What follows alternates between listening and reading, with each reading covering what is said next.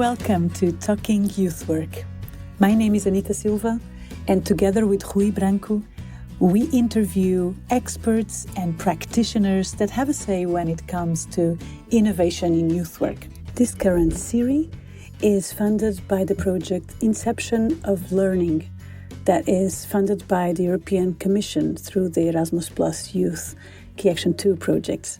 This project aims to support youth workers, trainers, and educators in delivering quality learning experiences in the field of youth in the context of Generation Z and Generation Alpha. Today we talked with Alena Tomanová, who has been involved in youth work since 2008 and is currently the chairwoman of YouthWatch. Her work focuses on project coordination, research, and with a strong emphasis on mapping and analyzing the new youth trends in Slovakia. Alena is also part of Slovakia's social innovator network, where she pioneers the integration of futures literacy into youth work, exploring topics such as healthy relationships, leisure time, and education. In this episode, we talked about Alena's practitioner knowledge and research on Gen Z, the trends she's observing, the clashes and the misunderstandings between generations, and the struggles that young people are facing today. We also explored how Gen Z is not just being misunderstood, but is actively asking for change. So with no further ado, as usual, let's talk youth work. Hi, Alena. Hi, Rui. Hi, everyone. Hello, Anita. Hi, Anita. It's nice to have you with us, Alena. Thank you so much for accepting our invitation. Thank you for having me. My pleasure. Well, normally we say where we are zooming from. I'm currently in Lisbon. Rui, where are you? Carcavelos, as usual. Near Lisbon also. And Alena? And I'm in Pezinok in Slovakia. Pezinok. Pezinok, yeah, it's 20 kilometers far from Bratislava. It's a small town. Oh, nice, nice. Well, to start off, we always ask our guests to share a little bit about their professional journey and what led you to research trends. It's my questions to remember, like where I started. Like I think, all the professional journey started with me. What I decided to study, and I studied teaching of psychology, education, and civic education and ethics. But in the end, I decided I will not end up in the school. So I end up in non-formal education. But that time I was not sure like something like non-formal education is existing. But I end up in Slovak Youth Institute, what was the national organization preparing like condition for young people in Slovakia and youth work as such. And I was also working for international program, previous program of Erasmus Plus, which called Youth in Action. And that time, for example, we have been preparing many international conferences, and one of them was also a conference where we invited Trend Wolves, what's last association or organization which is capturing the trends of young people in Belgium. And it was really impressive to me because that time there was a huge push, and I hope it's still to have evidence-based policies. And for me, to hear the lecture about the trends was something like completely new, and for me, better understanding the young generation than just to see some numbers, because those trends were more like explaining what's behind and why the young people are behaving like this. So when I left the Slovak Youth Institute and we established YouthWatch, of course, we wanted to prepare our services and activities for young people and youth workers. And one of the key elements is to know them well. So that was the journey which led us to make a trend research. That's quite a journey. And now you do know a lot about Generation Z. You've been looking into the trends and the characteristics of just this generation. What would you say are kind of fundamental differences between this generation and the previous ones? Mm. This is really like tricky question because it's challenging to describe the current generation, whether it's Generation Z or Generation Alpha, because how I perceive it, it's the most diverse group of young people ever lived on Earth. And the reason behind it's because there is no common frame points or frame reference as it was in the past, and they have really wide variety of information. So that really influences them and shapes them in different ways. So it's really sometimes difficult to capture or grasp, like what are the key elements or what's fundamentally different. And at the same time, it's also like tricky because usually when I'm delivering the presentation about Generation Alpha, some like older generation or people from other generation have perceived them as this is something what characteristic them.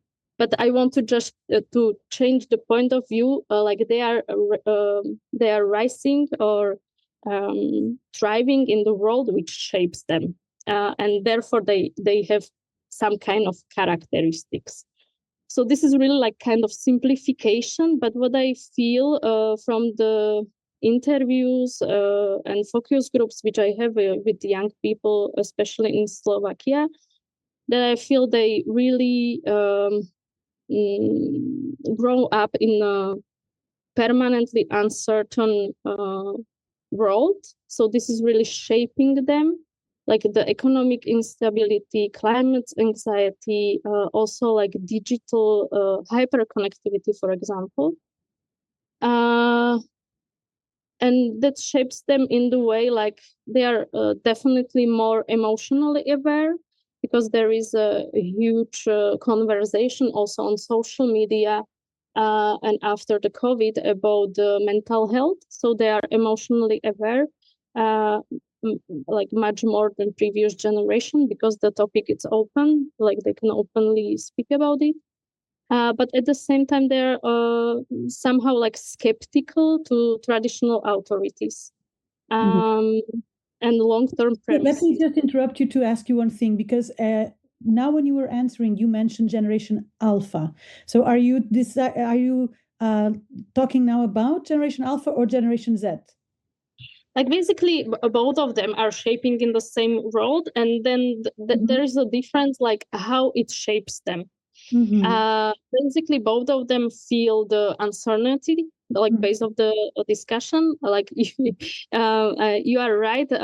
You asked me about Generation Z, but also like last year we started to discover like what are the what shaped Generation Alpha. So I have also like a short view about the Generation Alpha, but mostly my awareness is about the Generation Z. Yes, and you were just saying about this uncertainty. Both of these generations are born into the fastest changing reality, let's say, in our history because of the pace of change.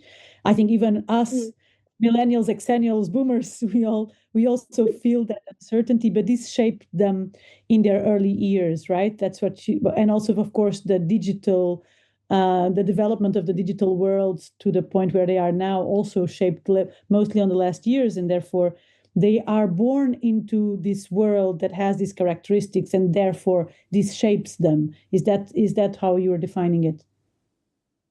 Indeed, that's right. That's how I perceive it. Yeah, you were mentioning that the generation there is quite diverse.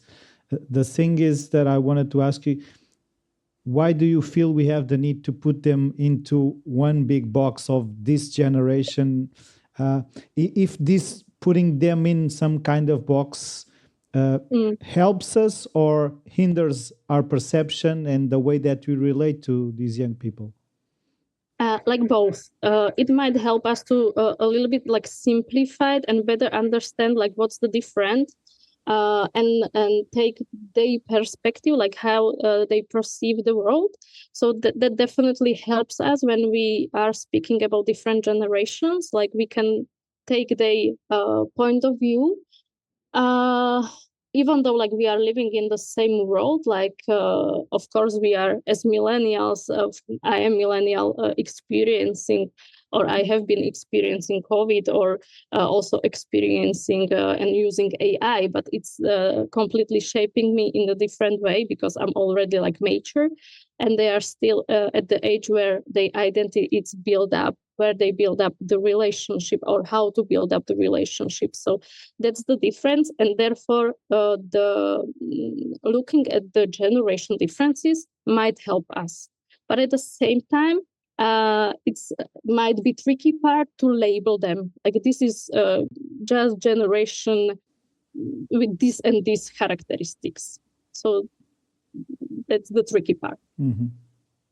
Sometimes I feel that some things are discarded. Oh, this just Generation Z or Generation Alpha doing this, and it's like a way of getting rid of the part that we have in, like you were saying, they're being raised in a society that has these characteristics, and their growing up is a response to the characteristics of the society that has been built by previous generations. Indeed. Yeah. Indeed. And sometimes I'm also using the model of iceberg, like usually as we are using in the intercultural understanding. So at some point, like also like young people are part of one culture, or we might say like this is one culture. And sometimes we see something which is above the sea, and based on those characteristics, we should label them and have some prejudice. But it's mostly important to understand like why they behave like this, why they are I don't know, like perceiving the things like this and other. So thanks to the researching the trends, I see, or I have the feeling like we can go under the sea and better understand them. And I was just thinking about Generation Z. So they are shaped by this world which is technological, which is uncertain. And you mentioned that is maybe more aware about mental issues, mental health issues, and therefore they are growing up with a vocabulary and an ease to understand and accept mental health issues with maybe less negative stereotypes than before. How is this shaping them and their relationship with their own mental health, but also with others' mental health? I mean, like they are more sensitive to some topics and also some conversations, you know, like for example, about the gender roles, or about the mental health topic as a such, when it's simplified, like it's not the illness. So they are really sensitive to some narratives which are in old-fashioned way. So they are trying, I think, like they are trying to build up the taboo about the mental health, and bringing up the conversation like it's okay not to be okay. So they are kind of like normalizing, like we are humans with the emotions, and we need to feel them. Mm-hmm. Yeah, but I can see that it can be a shock for people that have been repressing all those things, that those are things we shouldn't talk about, or these mental health issues, just suck it up and you have to deal with it. It can be a big gap between one point of view and the other point of view. There is a big gap, like we can experience it, for example, in Slovakia, because their parents or grandparents don't understand like why they need to go to therapist, because therapy is something like, you know, just mentally ill people need the therapy, but it's not true. Therapy might be used also for self-development, discovering like why I behave like this, what are my patterns. So I think like this is they are breaking many taboo topics and trying to normalize them. And what other shocks do you see in Slovakia, at least? What other generational shocks do you see happening, just like this one you've described, around the topic of mental health and getting support for mental health? What other clashes are you seeing happening, maybe between Generation Z and their educators or their parents? Sometimes I see clashes also between online and offline reality, because like we have been shaped in a world like when just a real world exists at some point, but for them it's normal to have also offline world, and they don't divide it in their mind like it's one world. But the reality which they face in real life, and then the reality and narratives which they see on their screens are completely different. So these are also like a lot of clashes. I remember one of them when we described the trend about the body positivity, and therefore many young people, many young women started to wear shorts and showing like cellulite. It's something normal, but for the older generation, or when they have been by the lake, like the reaction were completely different than in the social networks. Mm-hmm. So this might be also something which they have to deal with, like how to behave in the real world, and then how to behave in the online world. Exactly, because the content that is being shared online might be accepting of a certain idea, but then in reality, the clash still happens. And there's this gap between the reality online, where maybe body positivity is being accepted, but then in reality, they still see the negative reactions. They still have to deal with the prejudice. Is that what you mean? Yeah? Yes. But also, like, there are some dynamics or even paradoxes which coexist also within the group of young people, also shaped by the society. When we are speaking about for example, sense of belonging or relationships, because on one hand there is a really like strong desire, of course, because we are humans, to be part of the community, but on the other hand, like, there are the subcultures and communities which are like fragmenting, like everybody has to promote themselves, have some niche, be unique. So, like, that's the clash between I want to be part of something, some community, and then I have to perform like I'm individual person due to consumer society, which is somehow like giving the individuality as the most important thing. Mm-hmm. So they live, so they have this paradox where even within their generation, there is again a difference between the online communities, the virtual communities maybe, but then in reality, the lack of connection sometimes. It's interesting you say it, because this is something I also hear from educators and youth workers and teachers and parents as well, that they perceive this gap as well. And there is also like a huge fragmentation within the community. I see, because when you want to be, it's also like the way how it's shifting, how they build up the relationships, because it's mostly based on interest. Like, there is no like one friend for a long time, or for the whole life, as we used to had it in previous generation, but they have many friends, but for different occasions or for different interests. and they are part of different communities, so it's also shaping somehow the identity. Like they don't have a one identity as it was, for example, in Slovakia in 80s. It was just Metalist or Depeche Mode, yeah, and nothing in between. But now you have many possibilities how you can build up your identity in real life, but also in online.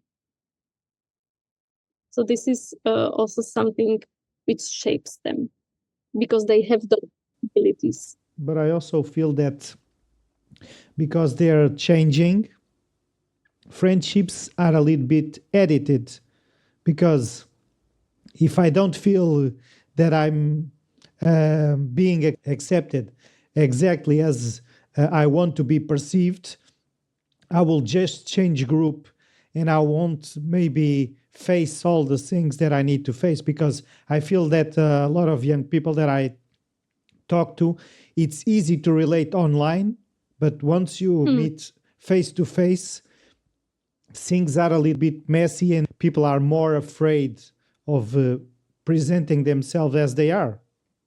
And there is also like readjustment to different groups, like sometimes we are not shaping just one identity but different identities at the same time, and just discovering like which one is right for you. And there is also like a phenomenon of ghosting, which is not helping to build up the relationships between the youngsters, and it's not their problem. Like we have the tendency to feel like the young people brought the ghosting phenomena, but it was brought from the dating apps, and it was such a normalized thing, like this, how relationship looks like it's normal to ghost or being ghosted.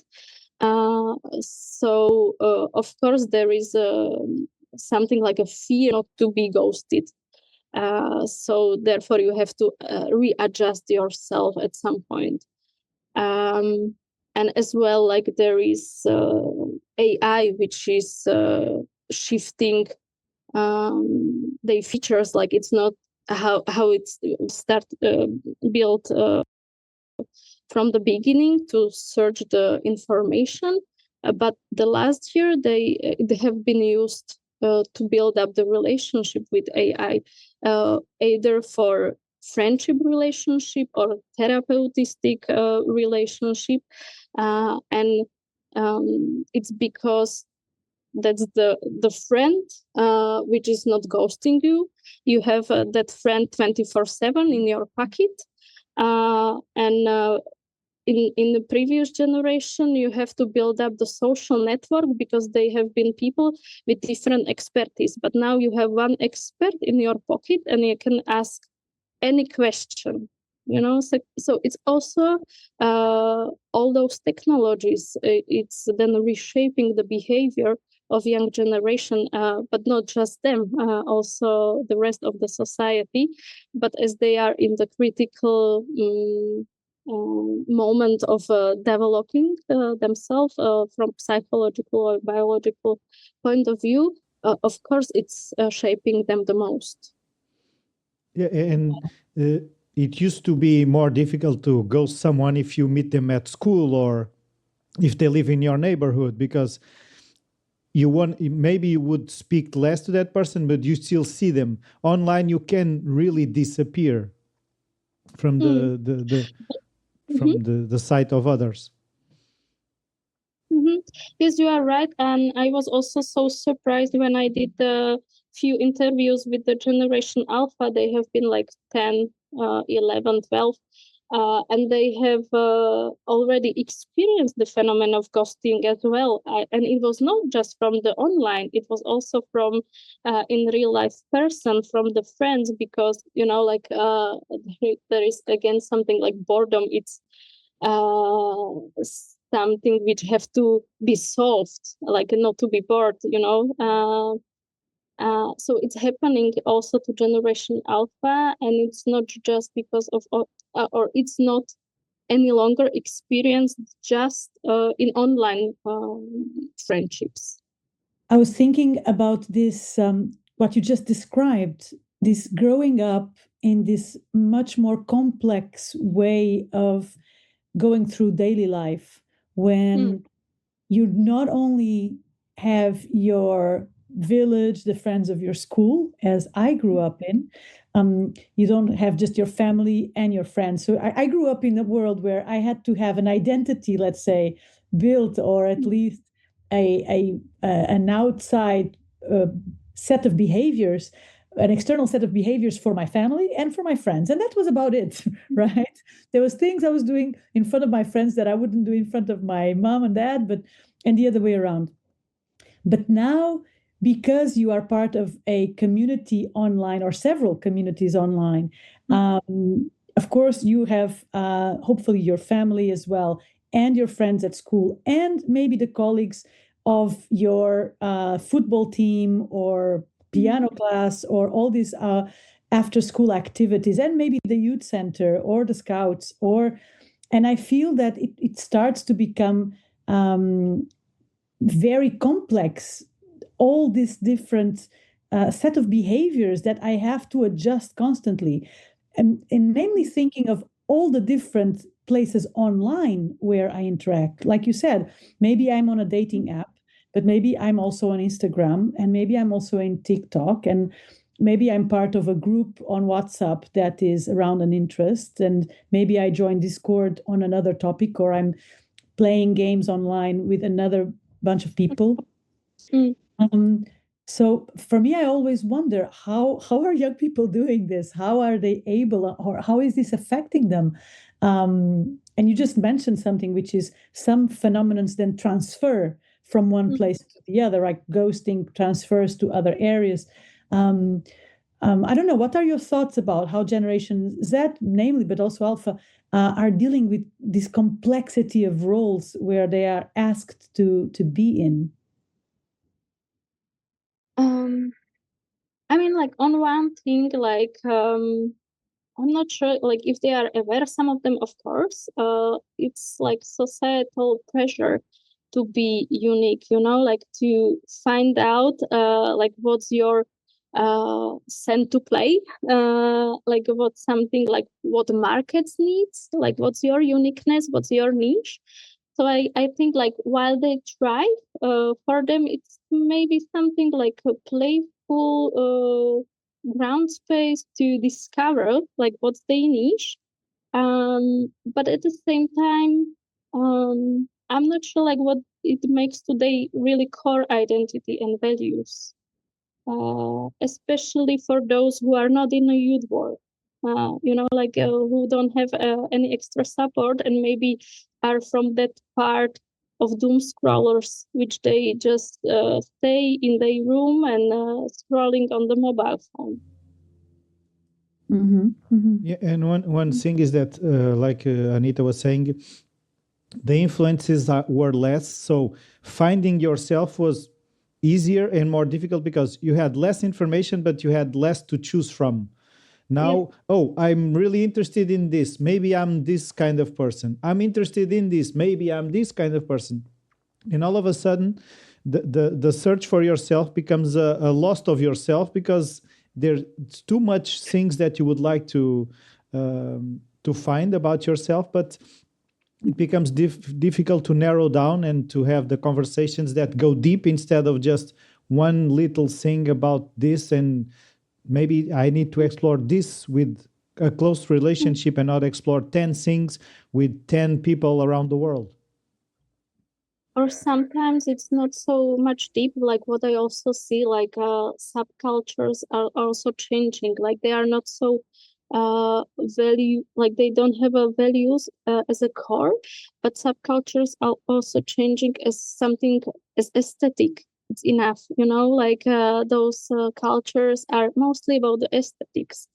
So it's also like play of nicely and creatively played with your like identity and personalities, but at the same time, it's something like what's the pressure from the marketing side, which is shaping them, because a lot of it's to buy a new clothes, to have a makeup, and that's again the societal or marketing pressure on them, because that's how the social media are shaped to sell more products. And in terms of learning, what do you feel that is, and what do you see from also the research and the trends that you've been looking at? What works in terms of learning for Generation Z, and maybe what doesn't work in terms of learning settings? Do they have preferences in the ways they learn? Like, I'm not sure how it is in international context, but in Slovakia, I really feel like there is the huge need for transformation for educational system, but I assume it's global wise. Because based on our experience and trends, we name like school disillusion. Many of them perceive school as something like unnecessary, like they have to go there, something as a prison because I have to. And there is a key question like, what will this be useful for? So mostly then the shift is, I'm not learning at school what I really need for my future, or what I really need for my profession, or what I really need for my future personal life, but it's transforming against to the platforms. And based on the statistics of McCrindle, I don't know if you know them, so they say like 48% learn from TikTok on daily basis, or from Instagram, or from YouTube. So definitely it's also shaping the way how they learn. So the learning is short term, it's mostly visual. So it's not the generation as we used to be, like we have been more like audio generation, because we have been hearing a lot of fairy tales, and our imagination can like explore. We can explore by our imagination, but they are really like visual generation. And not listening to the story or narratives. So it's also shaping the way how they want to learn. Mm-hmm. In short formats, of course, because we live in instant world, like we need to have solution in 5 minutes. So of course they want to have short format, peer learning, because they are questioning the structure and hierarchy. So they prefer to have peer learning, also caused by influencer culture, because there are other youngsters which are speaking to them in the language they understand and can relate to. So the increase of peer learning is appearing as well. Mm-hmm. So this is something which they respond to then. Mm-hmm. And based on that, and based on your knowledge about Generation Z, what would be your, let's say, recommendations? What would you tell a youth worker, an educator, that they could do or adapt in their learning design in order to better fit the needs and preferences of Gen Z? I always get these questions when I'm delivering the some information about the generation Z and Alpha, and my usual response is there are no instant solutions. So the best opportunity is to really get to know your target group which you are working with. But if I should say something like as a recommendation from my perspective, when I'm working with the youngsters, so I really feel like the need to make the shift from delivering the content to youngsters, rather to facilitating the process where the young people can explore, test, reflect, but also just to be, like just to stay, to have safe space and to be there. That's one thing. The second thing is definitely be more flexible and allowing young people to enter, leave, or re-engage without being penalized or for inconsistency, because this is happening, because they are thriving in the instant world. So of course they are changing their mind. So to create also the space, like they are able to come back and re-engage again. And for me, as I'm working with this and trying to bring this practice of future thinking, like to be better prepared for the future which does not exist yet, and which is perceived as uncertain. So I really feel the urge to work with imagination alongside with analytical thinking to help them to be better prepared for all the changes which might happen. I have one question, is that you were saying that know your audience, and I was thinking from your experience, who do you feel is more open to the other's experience? Do you feel that the older generations are curious about the experience of young people, or if the young people are also curious and open to the experience of older people, or if they come first with their prejudice regarding each other instead of open curiosity? I mean, like as our brain, it's like this. Like we mostly have firstly prejudice. So of course there are prejudice on both sides. But when we start to work either with youngsters or either with the older generation, I mean, like it has to go both sides. It's not just to get the older generation better understand the younger generation, but also vice versa. Because when I start to explain the youngsters which I'm working with, like how it used to be to live without the mobile phone for 1 month, and give them that experience for a few days. I mean, like it's also important, and they can better understand us and why sometimes we are trying to show them those experience or try to explain them the values behind why it's important. Like it has to go both sides. Yeah, but as educators, aren't we a little bit more responsible? If we are more, I'm not sure. Like I rather say like we are both responsible, because we have to listen to them, but they have to listen to us as well. Like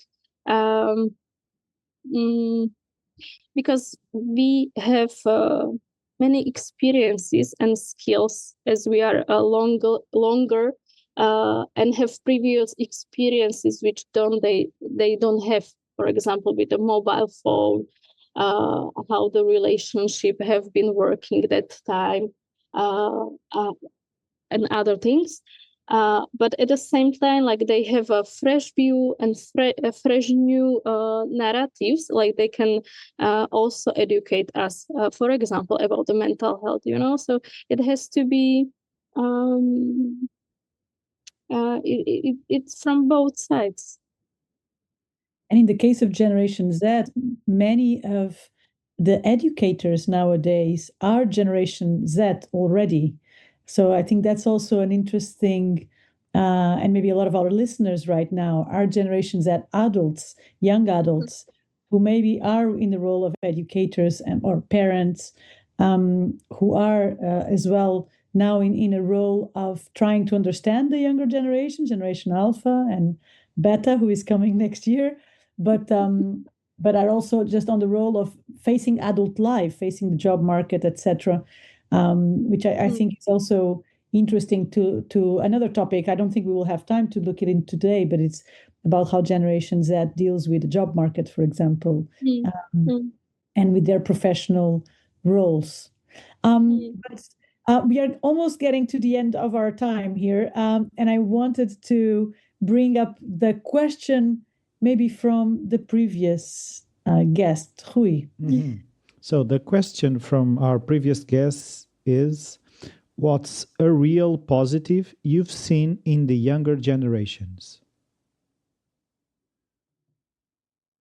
I see many positives in a younger generation, as in every generation. But for example, one of them, it's that fresh point of view and innovations which they can bring us. Like they have a new perspective on the things. Like they are really questioning, like if the structure or the system, how it's working nowadays, it's still something like we want from young people to adapt. But they are questioning like why not the system or institutions adapt themselves. And I think like this is something like really great, and this is something like we might learn from them or be at least open to listen to them in that sense. Mm-hmm. Absolutely, I think it's a more proactive point of view. Yeah. Exactly, and it's one that is more demanding from the world around us and from institutional change, and that can be a drive. And actually, we are seeing that in the big movements. Big youth movements that we see around the world demanding government changes, demanding the end of corruption, the end, so there is in some parts of the world visible youth movements doing what you are saying, Alena, which is demanding systemic change and not accepting that they have to adapt to. So maybe there's less conformity, which is typical from youth anyways, but maybe this generation is bringing a different type of unconformism, if that's a word, I think it is, to the word. Okay, Alena, do you want to leave a question for our next guest? Yes, I do have, and as I'm working with the imagination and future thinking, my question for the next guest is, if we if we have to redesign the youth work from scratch today, so without any existing structures or funding or institution, like what would you do differently? Wow, very interesting, provocative question. How to redesign youth work from scratch if there was no references. I like it a lot. Very well. Thank you, Alena. Thank you so much for the time you spared to talk to us today and to share your expertise and your knowledge about Generation Z and beyond. It was a pleasure to have you with us. Thank you. Thank you for the invitation. It was my pleasure as well. Bye. All right, to-do. This podcast was brought to you by Team Maias, recorded and edited by Rui Branco for the international project Inception of Learning, financed by the Erasmus Plus program. Our great partners for this project are the associations Fundacja Instytut Innovator from Poland, Jasna Idnina from North Macedonia, and Odd Socks from Montenegro.